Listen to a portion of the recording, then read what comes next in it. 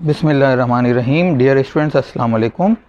Students, आज हम lecture number 34 में शुरू कर रहे हैं यूनिट नंबर 10, जिसका नाम है डेमोस्ट्रेटिव ज्योमेट्री। और आज जो हम इस यूनिट का जिन बातों को डिस्कस करेंगे और वो क्या हैं, some basic concepts and definitions. तो ये स्टूडेंट्स मैंने some basic concepts and definitions 2 parts में रखी हैं। 34 लेक्चर नंबर 34 में भी यही बात डिस्कस होगी और लेक्चर नंबर 35 में भी यही कंटिन्यू रहेगा। शुरू करते हैं आज की पहली डेफिनेशन से, और वो क्या है, रीजनिंग। तो रीजनिंग क्या चीज़ है, ज़रा हम बात करते हैं। तो reasoning is a way of proving results. Reasoning दरअसल एक तरीक़ेकार है जो हम किसी भी स्टेटमेंट को, किसी भी रिज़ल्ट को प्रूफ करते हैं। The statements without logical reasoning are not acceptable. ऐसी स्टेटमेंट जिनमें कोई लॉजिकल रीज़न ना हो तो उसे हम कबूल नहीं करते, उसे हम सही नहीं मानते। कबूल करने का मतलब ये कि ट्रू नहीं मानते। Different form of reasoning are accepted in different cases. तो अब ये है कि हर रीजनिंग डिपेंड करती है अपने केस के ऊपर। ये नहीं है कि कभी आप केस इस तरह का है, यानी ये रीजनिंग के जो टाइप्स हैं वो दरअसल टूल का किरदार अदा करते हैं कि आपने इस मामले में ये वाला टूल इस्तेमाल करना है, यानी ये वाली रीजनिंग इस्तेमाल करनी है, और आपने इस वाले केस में ये वाली रीजनिंग इस्तेमाल करनी है, यानी उसे एज अ टूल अप्लाई करना है। तो हम जब इसकी टाइप्स को डिस्कस करेंगे तो आपको फिर ख़ुद अंदाज़ा होगा कि किस जगह पे हमने किस जगह की लॉजिक यानी रीजनिंग को इस्तेमाल करनी है। तो रीजनिंग को हम लॉजिक भी कह सकते हैं और लॉजिक भी कहते हैं। तो there are 2 types of reasoning. पहली क्या है, इंडक्टिव रीजनिंग। तो इंडक्टिव रीजनिंग क्या होती है? To draw general conclusions from limited number of observations and experiences. तो स्टूडेंट्स, हम लोग एवरीडे लाइफ में इंडक्टिव रीजनिंग यानी इंडक्टिव लॉजिक को बहुत ज़्यादा इस्तेमाल करते हैं। यानी इंडक्टिव लॉजिक को हम यूँ कहते हैं कि जो हमारे एक्सपीरियंसेस होते हैं, हम उन एक्सपीरियंसेस की बुनियाद पर कोई फ़ैसला करते हैं, और वो जो फ़ैसला हमारा होता है वो जिस एक्सपीरियंसेस को यूज़ करके हम करते हैं, तो हम वो कहेंगे कि हमने इंडक्टिव लॉजिक इस्तेमाल की है, इंडक्टिव रीजनिंग इस्तेमाल की है।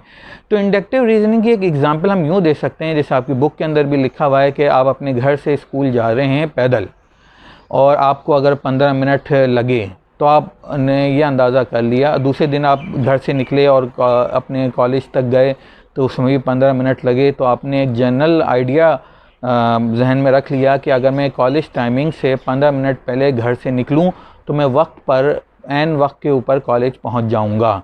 तो आप फिर कोशिश करेंगे कि भाई कम से कम हम 15 मिनट पहले जो है वो निकल जाएं। तो स्टूडेंट्स, लेकिन ये तो हमारे एक्सपीरियंस की बुनियाद के ऊपर हमने ये डिसीजन लिया है। लेकिन स्टूडेंट्स, ज़रूरी नहीं है कि ये हमारा लिया हुआ डिसीजन हमेशा ट्रू हो। अब मैं इसी एग्ज़ाम्पल को देखता हूँ कि देखिए, अब मैंने जो आपको एग्ज़ाम्पल दी है उसमें ये एक बात है कि जब हम आप घर से निकले हैं और कॉलेज तक जा रहे हैं, तो मे बी पॉसिबल कि कोई रास्ता ब्लॉक है किसी वजह से। अगर आप गाड़ी में जा रहे हैं और कोई रास्ता आपका ब्लॉक है तो ज़ाहिर बात है फिर आपको कोई दूसरा रूट लेना पड़ेगा, जिसकी वजह से आपका टाइम ज़्यादा हो जाएगा। तो आप कहेंगे कि उस दिन तो आपका टाइम ज़्यादा लग गया और आप जो है वो कॉलेज वक्त पे नहीं पहुँचे बल्कि ज़रा लेट पहुँचे।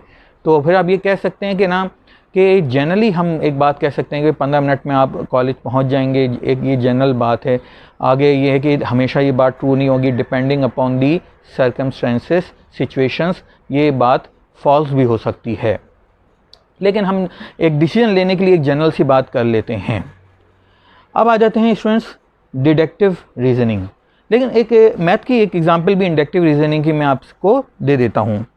देखिए, आमतौर पे एक एग्जांपल हम यूँ भी दे सकते हैं कि हमारे एक्सपीरियंसेस या हम किसी पैटर्न को देखकर हम कोई अंदाज़ा लगाते हैं, और ये पैटर्न देखकर हम कोई अंदाज़ा लगाएं, एक जनरल आइडिया क्रिएट करें, तो वो हम दरअसल क्या करेंगे, इंडक्टिव रीजनिंग का इस्तेमाल करेंगे। तो देखें, कोई सिटी है ए, उसकी 2010 में पॉपुलेशन जो थी वो 2 लाख थी। ठीक है। फिर 2015 में उसकी पॉपुलेशन हो गई 3 लाख। 2020 में इसकी पॉपुलेशन हो गई 4 लाख। तो अब अगर हम ये आइडिया करना चाहते हैं कि मुस्तकबिल में इसकी पॉपुलेशन क्या हो जाएगी, तो अगर हमने यह अंदाज़ा करना है कि ठीक अगले 5 साल के बाद इसकी पॉपुलेशन क्या होगी, तो इसके लिए आपने पिछले पैटर्न पे गौर करना है। देखें कैसे। पिछला पैटर्न क्या था कि हर 5 साल का जो गैप था उसके अंदर 1-1 लाख की आबादी बढ़ती जा रही थी। यानी 2010 में जब एंड हुआ तो हमने देखा कि 2 लाख आबादी थी। जब 2015 का एंड हुआ तो हमने देखा कि आबादी उस जगह की 3 लाख हो गई, यानी 1 लाख का इजाफा हुआ। फिर हमने देखा कि ये एक अप्रोक्सीमेट इजाफे हम बात कर रहे हैं। तो जब हम देख रहे हैं कि 2020 यानी अगला 5 साल और गुजर गया, उसका अख्ताम हुआ, तो हमने कहा कि उस शहर की आबादी 4 लाख हो गई। तो अब हम 2021 में हैं और हम कोई प्लानिंग करना चाहते हैं उस शहर के बारे में, तो सारी प्लानिंग जो डिपेंड करती है वो हमारे डेटा के ऊपर बेस करती है कि आबादी कितनी होगी। उस हिसाब से हमने उस जगह पे ऐसी चीज़ें बनानी हैं, ऐसी अस्पताल बनाने हैं, अस्पताल बनाने, प्लेग्राउंड बनाने हैं कि उस आबादी की नीड्स को मैच कर सके। तो हमने एक अंदाज़ा लगाना है ज़रूरत। हमें तो पता नहीं होगा मुस्तकबिल का कि भाई आगे आने वाले 5 सालों के बाद कितनी आबादी होगी। तो दरअसल हम पिछले पैटर्न पे गौर करेंगे और पिछले पैटर्न पे गौर करके हम अगले मुस्तकबिल की एक एस्टिमेट लगाएंगे कि आबादी कितनी होगी। तो हमने चूँकि देखा कि हर 5 साल के बाद 1 लाख की आबादी बढ़ रही है, तो हम कहेंगे कि 2025 जब आएगा तो उस वक्त आबादी 5 लाख इस शहर की हो जाएगी। तो हमें 5 लाख आबादी के हवाले से प्लानिंग करनी है अपने शहर की। तो अब देखें स्टूडेंट्स, ये था हमारा एक अंदाज़ा और ये हमारा एक ऑब्ज़र्वेशन के नतीजे में एक अंदाज़ा निकला। तो हमारी ऑब्ज़र्वेशन दरअसल पास्ट एक्सपीरियंसेस, पास्ट डेटा था और उसके पैटर्न पे गौर करके हमने मुस्तकबिल का डेटा हासिल किया।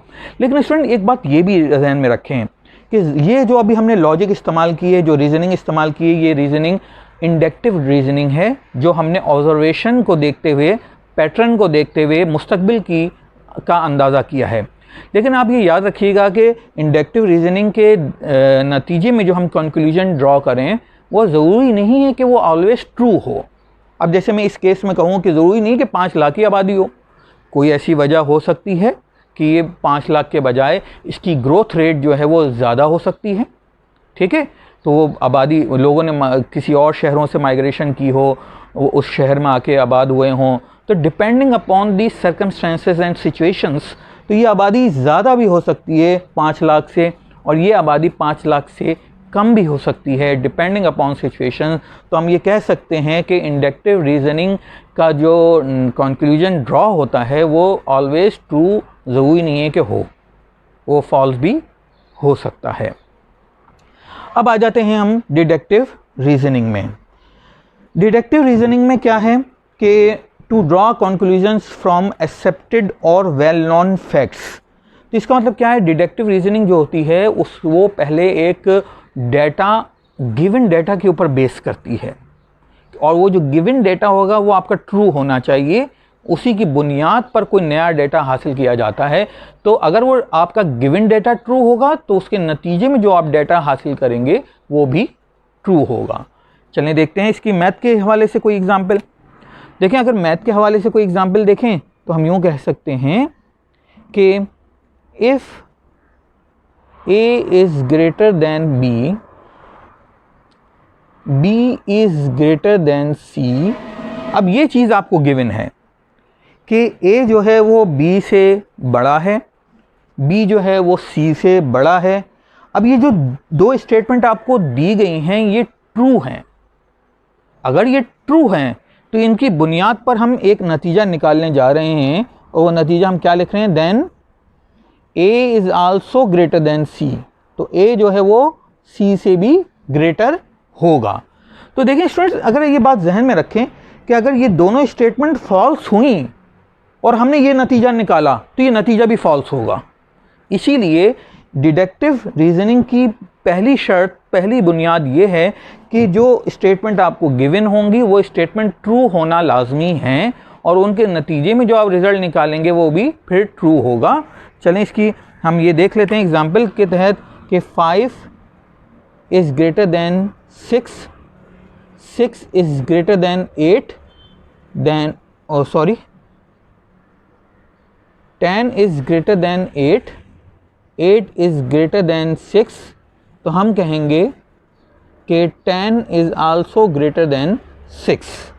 ये तो वो थी कि जब स्टेटमेंट आपको ट्रू दी गई है, लेकिन अगर आपको स्टेटमेंट जो हैं वो अगर फॉल्स दी गई हैं कि 8 इज़ ग्रेटर दैन 10 और 10 इज़ ग्रेटर दैन 15, और अगर हम इसकी बुनियाद पे ये लिखें कि 8 इज़ आल्सो ग्रेटर दैन 15, तो ये स्टेटमेंट चूँकि गिवन स्टेटमेंट फॉल्स थी तो उसके नतीजे में जो कंक्लूजन ड्रॉ किया वो भी फॉल्स आया।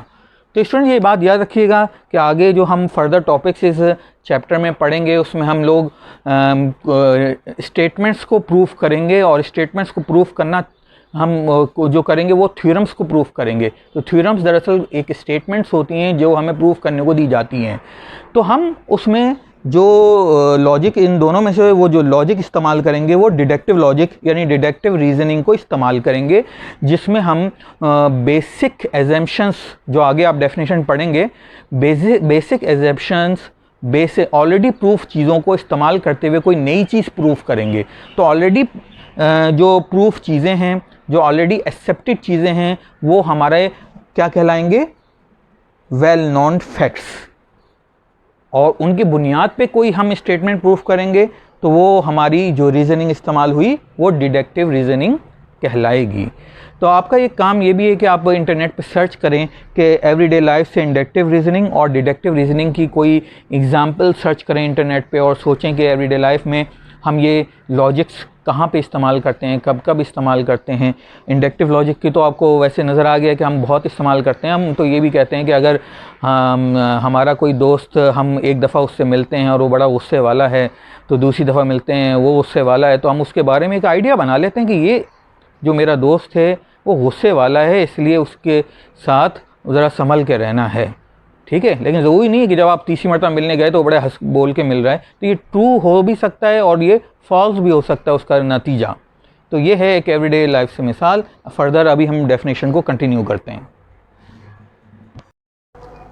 नेक्स्ट डेफिनेशन की तरफ आते हैं, जिसमें पहली है बेसिक एजम्पशंस। तो बेसिक एजम्पशंस किसे कहते हैं? Basic assumptions are statements which are regarded true without any proof। Basic assumptions ऐसी मैथ की स्टेटमेंट्स होती हैं जिसे हम ट्रू मानते हैं बग़ैर किसी प्रूफ के।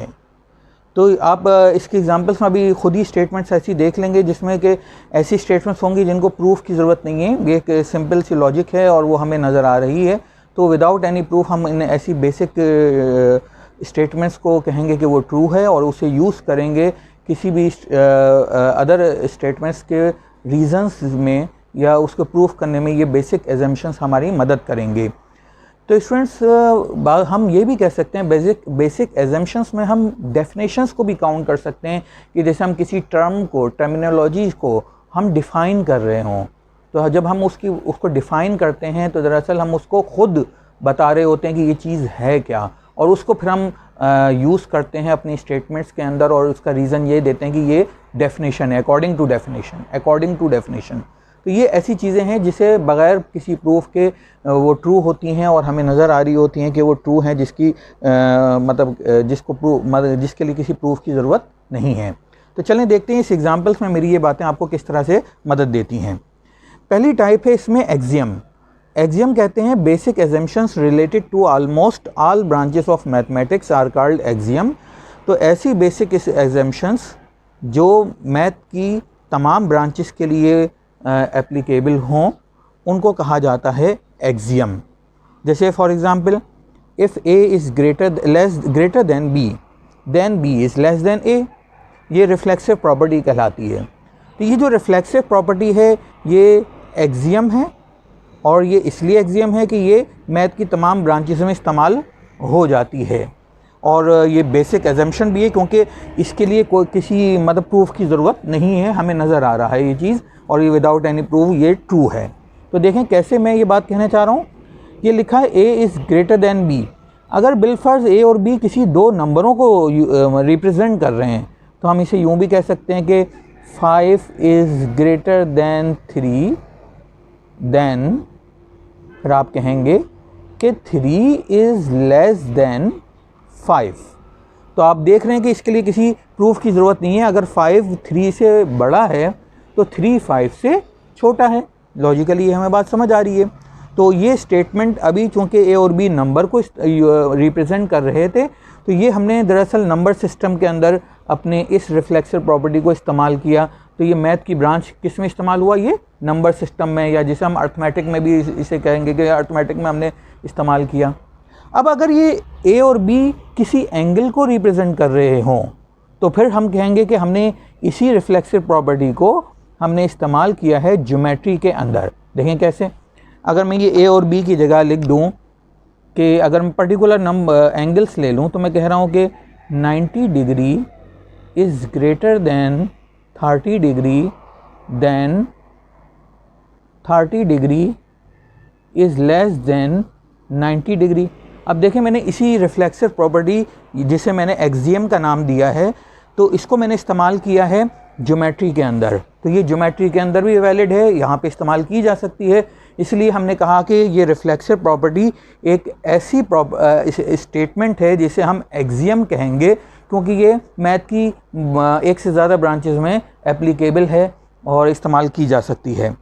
अगर मैं इन्हीं एंगल्स को जनरल फॉर्म में लिखूं तो मैं ये भी कह सकता हूँ कि अगर मेजरमेंट एंगल ए जो है वो ग्रेटर है मेजरमेंट एंगल बी के, तो फिर हम कह सकते हैं कि मेजरमेंट एंगल बी जो है वो लेस है मेजरमेंट एंगल ए के।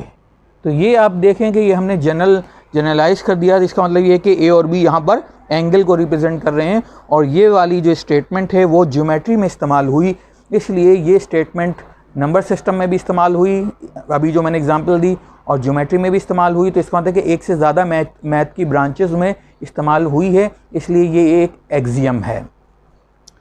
अब आ जाते हैं पोस्टुलेट की तरफ। पोस्टुलेट एक्सियम से अपोजिट है। अब पोस्टुलेट में क्या होता है? Basic assumptions related to a particular branch of mathematics are called postulate. अब पोस्टुलेट ये है कि वो अगर हम मैथ में बात कर रहे हैं, ये पोस्टुलेट तो आप फिज़िक्स में भी आपने पढ़ा होगा, तो अगर मैथ के पॉइंट ऑफ व्यू से बात करूँ तो देखें इसमें क्या है कि ना, ये एक ऐसी बेसिक स्टेटमेंट्स एजम्पशंस हैं जो सिर्फ पर्टिकुलर ब्रांच में इस्तेमाल होगी। यानी वो स्टेटमेंट ये नहीं है कि एक से ज़्यादा ब्रांचेस के अंदर इस्तेमाल हो। तो इसकी एग्जांपल हम इस तरह से समझ सकते हैं। इसकी मैं कई एग्जांपल आपको समझाऊंगा, जिसमें से पहली एग्जांपल है जो हम थ्योरम्स के जो आने वाले थ्योरम्स हैं उनके प्रूव में ये बातें हम रीजंस में दे सकते हैं। तो पहली एग्जांपल क्या है? Infinite number of lines can pass through a point. तो जैसे आपने इस डायग्राम में देख रहे हैं कि एक पॉइंट P है, इस पॉइंट P से पहली लाइन, दूसरी लाइन, तीसरी लाइन, चौथी लाइन, और हम कह सकते हैं कि इनफाइनाइट लाइंस इस पॉइंट से पास होंगी। तो ये जो स्टेटमेंट है, इस स्टेटमेंट को हम पोस्टुलेट कहेंगे, क्योंकि ये स्टेटमेंट यूज़ होता है ज्योमेट्री के अंदर। ये स्टेटमेंट ये जिसे हमने पोस्टुलेट कहा, ये किसी और ब्रांच में हम इस्तेमाल नहीं करेंगे। तो ये कहलाया पोस्टुलेट। अब इसके मज़ीद एग्जाम्पल को डिस्कस करते हैं, आप इसे पॉज करके नोट कर लीजिए। अब आगे पोस्टुलेट्स की मज़ीद 2 एग्जाम्पल्स हैं, जिसमें सेकंड एग्जांपल पोस्टुलेट की ये है कि through two different points one and only one line can pass. तो देखें, दो अगर मुख्तलिफ पॉइंट्स हैं तो उन दो मुख्तलिफ पॉइंट्स से सिर्फ एक ही लाइन पास होगी। देखें कैसे। ये एक पॉइंट A है और ये दूसरा पॉइंट B हमारे सामने है। तो ये 2 डिफरेंट पॉइंट्स हैं। अगर कोई लाइन इन 2 डिफरेंट पॉइंट से पास हो रही है तो ये लाइन यूनिक होगी, यानी कोई दूसरी लाइन इन दोनों पॉइंट से पास नहीं होगी। तो देखें, अगर आप कोशिश करें, अगर आप इस पॉइंट को इससे मिलाएं तो फिर वही लाइन इसी पे लाइन बनती चली जाएगी, लेकिन यह है कि इस लाइन मतलब कोई नई लाइन इन 2 पॉइंट से पास नहीं होगी। तो ये जो आपने स्टेटमेंट देखी है, ये स्टेटमेंट भी सिर्फ ज्योमेट्री के लिए है। तो हम ये कहेंगे कि ये एक पोस्टुलेट है, क्योंकि ये सिर्फ एक ही मैथ की ब्रांच के लिए, पर्टिकुलर ब्रांच के लिए ये एप्लीकेबल है। तो इस डेफिनेशंस को या इस पोस्टुलेट को हम थ्योरम्स को प्रूफ करने में जहाँ ज़रूरत पड़ी वहाँ रीज़न में हम ये स्टेटमेंट दे सकते हैं। थर्ड एग्जांपल है पोस्टुलेट की, एडिशन ऑफ एंगल्स पोस्टुलेट। तो अब देखें, ये आप नज़र आ रहा है कि सिर्फ ज्योमेट्री के लिए ये स्टेटमेंट लिखी गई है। तो क्या है, if P lies inside an angle ABC then, अब देखें एक एंगल है AB और C, ये आपके सामने बना हुआ है।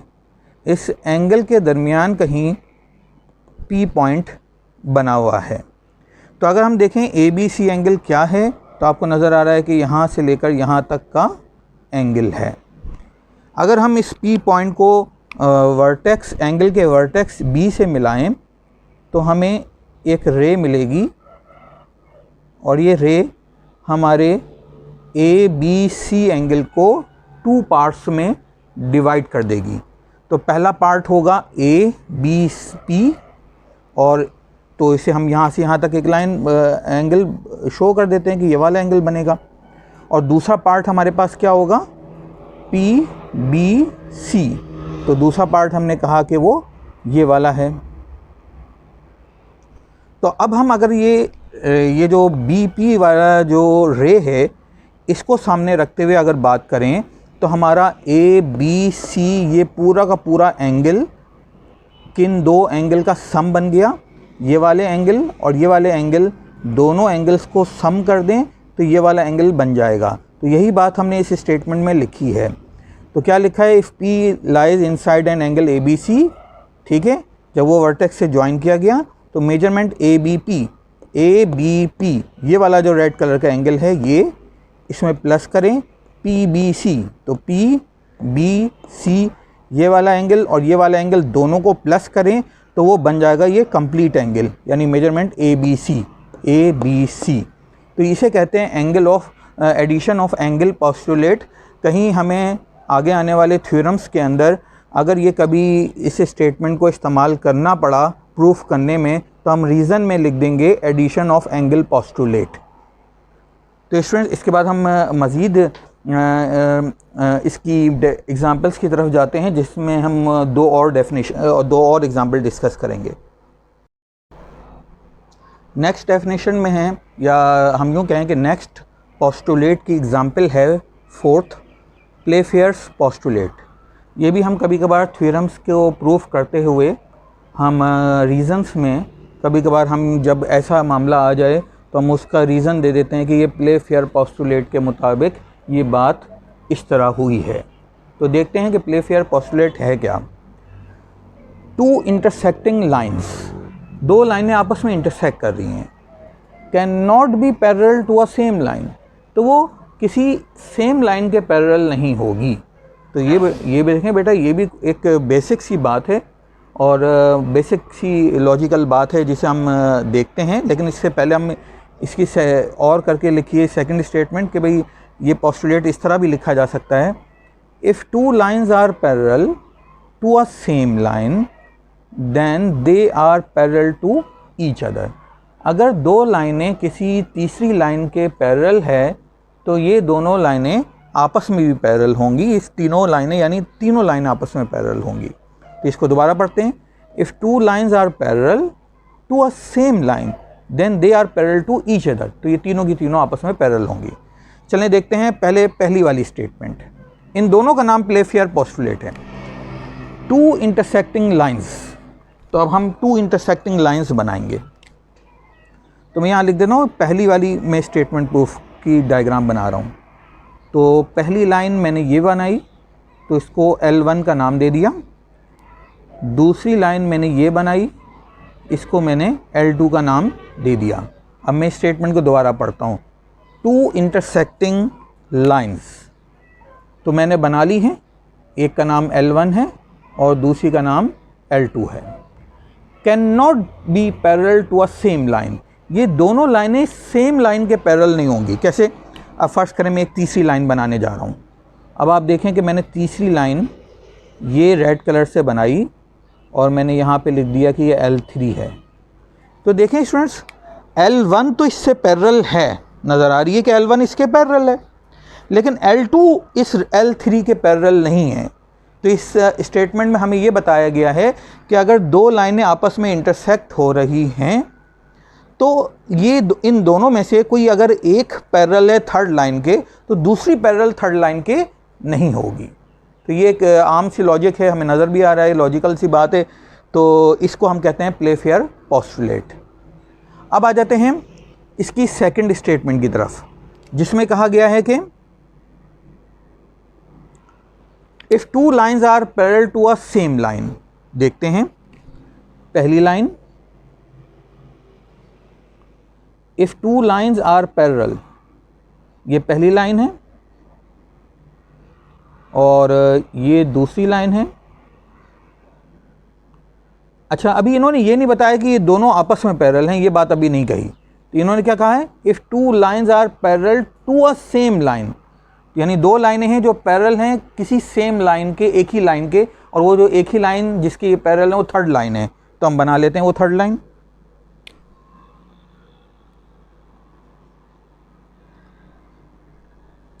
तो अब मैं डेफिनेशन को इस डायग्राम में बताता हूँ। इन्होंने कहा है कि दो लाइनें हैं L1 और L2, और इनके बारे में ये नहीं बताया कि ये दोनों पैरेलल हैं, सिर्फ ये कहा है कि ये दोनों लाइनें हैं।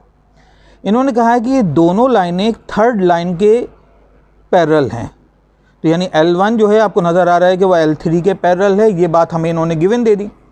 और L2 लाइन जो है वो भी L3 के पैरेलल है, ये बात भी हमें गिवन दे दी। तो इन्होंने ये कहा कि अगर पहली लाइन और दूसरी लाइन दोनों सेम लाइन, किसी एक सेम लाइन यानी थर्ड लाइन के पैरेलल हैं, तो इसका मतलब ये तीनों आपस में पैरेलल होंगी और ये दोनों भी आपस में पैरेलल होंगी।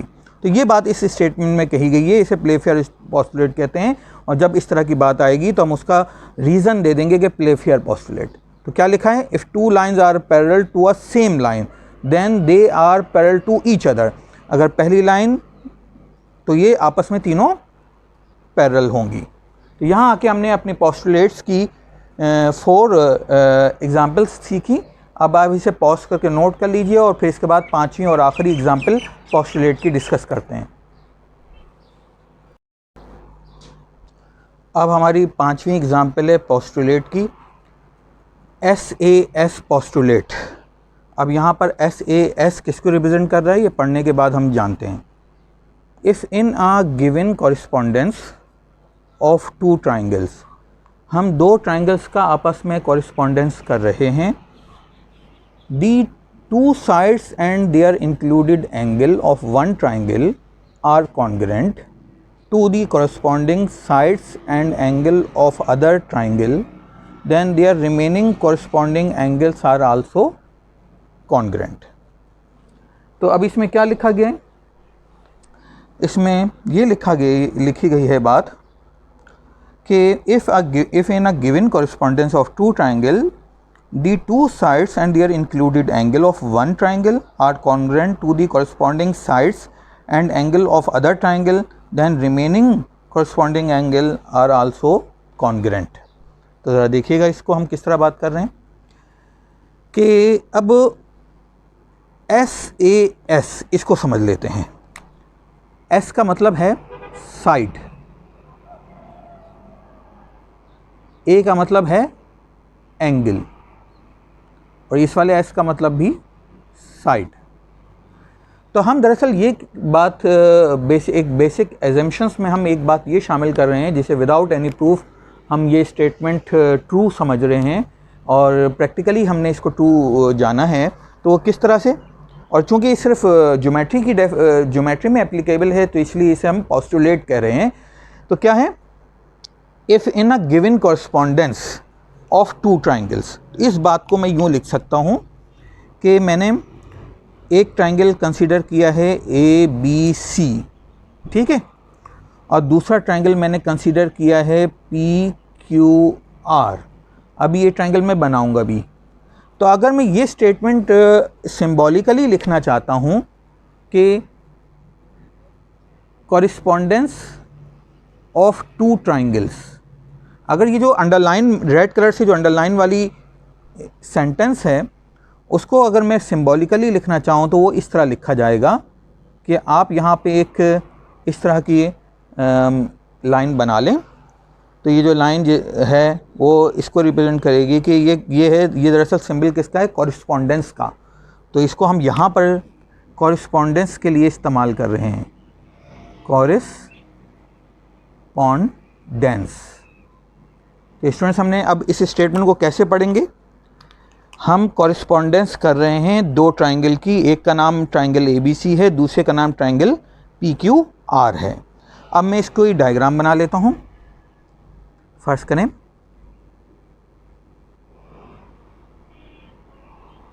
ये ट्राइंगल का A, B और C वर्टेक्स है। इसी तरह मैं एक दूसरा ट्राइंगल बना रहा हूँ, P, Q और ये R है। अब मैं इन दोनों का कॉरिस्पॉन्डेंस कर रहा हूँ। तो कॉरिस्पॉन्डेंस का मतलब ये है कि मैं इनके कॉरिस्पॉन्डिंग एलिमेंट्स को आपस में कंपेयर कर रहा हूँ, चेक कर रहा हूँ कि इनके कॉरिस्पॉन्डिंग एलिमेंट्स आपस में मेजरमेंट में इक्वल हैं या नहीं है, क्या हैं।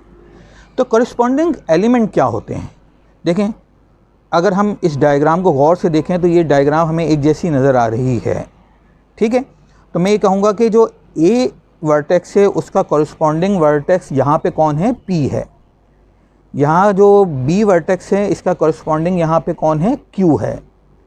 और जो C वर्टेक्स है यहाँ पर उसका कॉरिस्पॉन्डिंग कौन है, R है। तो आपने दोनों डायग्राम को गौर से देखकर इनकी जो सिमिलरिटी कॉरिस्पॉन्डिंग नज़र आ रही है उसको मद्देनज़र रखते हुए आपने कॉरिस्पॉन्डिंग एलिमेंट कॉल करना है। अब इन्होंने आगे क्या लिखा है, the two sides and their included angle of one triangle are congruent. अब दो साइडें लेनी हैं पहले ट्राइंगल की और उन दो साइडों के दरमियान बनने वाला एंगल लेना है।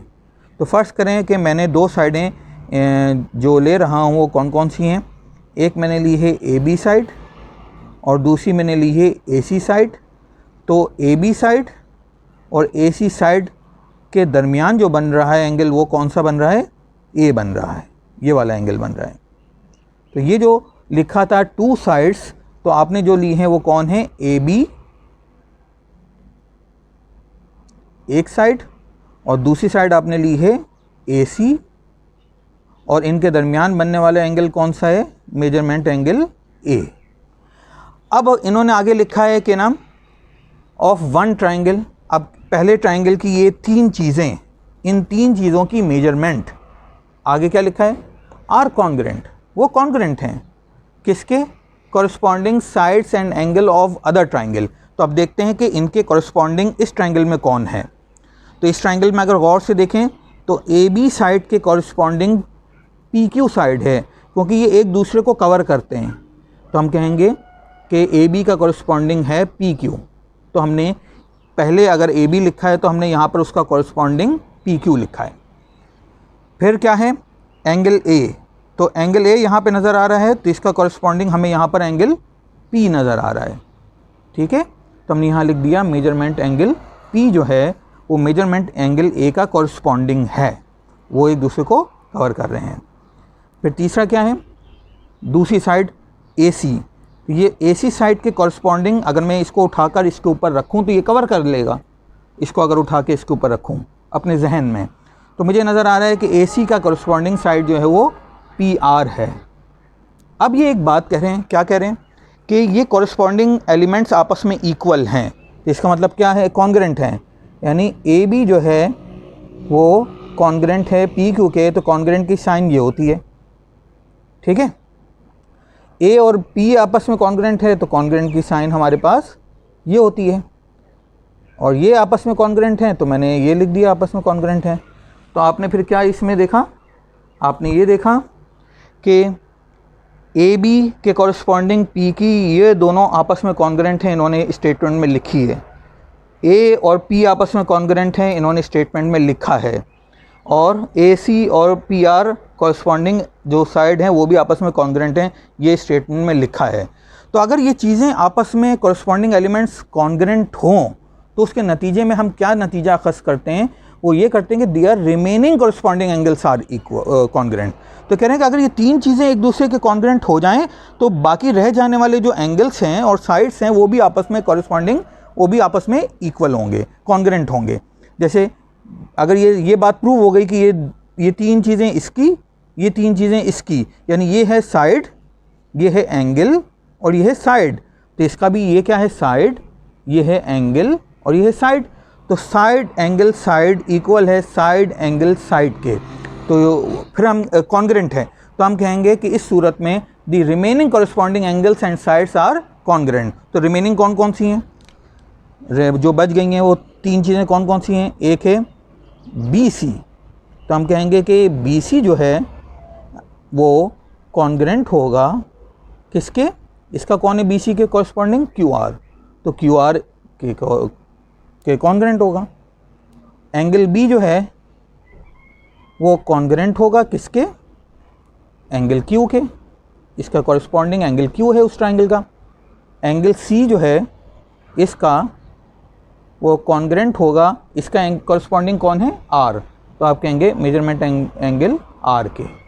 तो तीन चीज़ें हमें गिवन थी, तो उसके नतीजे में जो रिमेनिंग थ्री एलिमेंट्स थे हमने कहा कि वो अगर ये चीज़ें एक दूसरे के कॉन्ग्रेंट हैं तो बाकी कॉरस्पॉन्डिंग एलिमेंट्स भी एक दूसरे के कॉन्ग्रेंट होंगे।